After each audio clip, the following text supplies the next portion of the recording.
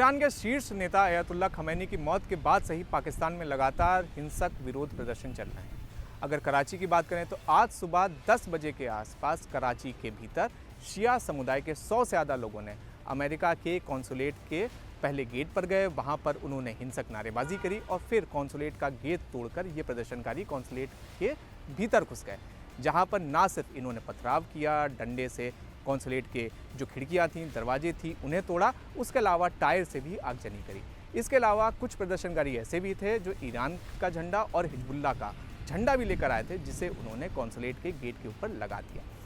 अब ये जो पूरा घटनाक्रम था, इसके बाद कराची पुलिस ने इन लोगों के ऊपर फायरिंग करी, जहां पर अब तक की जानकारी के मुताबिक 14 से ज़्यादा लोगों की जान जा चुकी है और 20 से ज़्यादा लोग घायल हैं। कराची के अलावा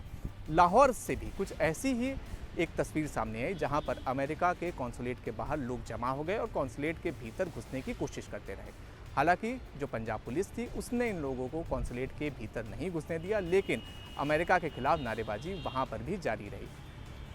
सबसे ज़्यादा हिंसक तस्वीर पाकिस्तान के द्वारा कब्जा किए गए गिलगित बल्टिस्तान के स्कर्दू इलाके से आई, जहां पर एक यूनाइटेड नेशंस की इमारत, उसके अलावा आर्मी पब्लिक स्कूल की इमारत और उसके अलावा एसपी ऑफिस को प्रदर्शनकारियों ने आग के हवाले कर दिया।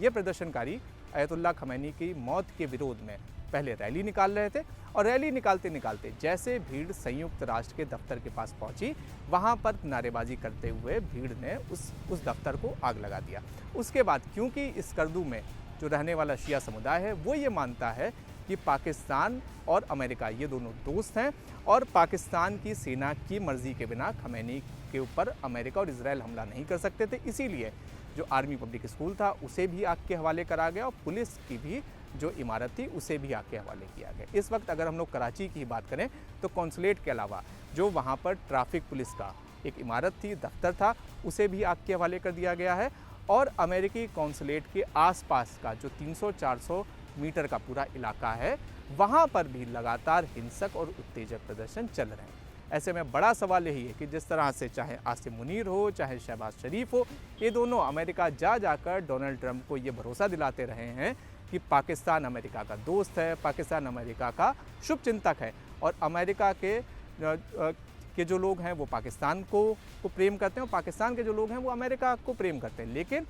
ये प्रेम कितना झूठा है उसकी आज एक सबसे बड़ा सबूत कराची, लाहौर और स्कर्दू से सामने आया, जहां पर खुद पाकिस्तानी लोग अमेरिका की मौत के लगातार नारे लगा रहे थे और अमेरिकी कॉन्सुलेट पर हमला कर रहे थे। एक और बड़ा सवाल ये भी है कि जिस तरह से वियना के समझौते के तहत, अधिनियम के तहत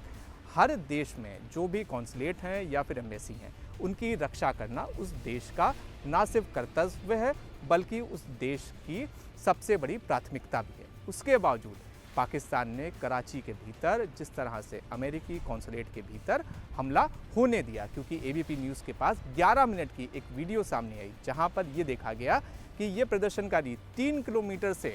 पैदल आ रहे थे और कॉन्सुलेट तक पहुंचे थे और इस पूरे 3 किलोमीटर के एरिया में एक भी पुलिस वाला इन्हें रोकने के लिए नहीं था। ऐसे में बड़ा सवाल यही उठ रहा है कि क्या पाकिस्तान ने अपने लोगों को खुश करने के लिए अमेरिका के कॉन्सुलेट के भीतर जानबूझकर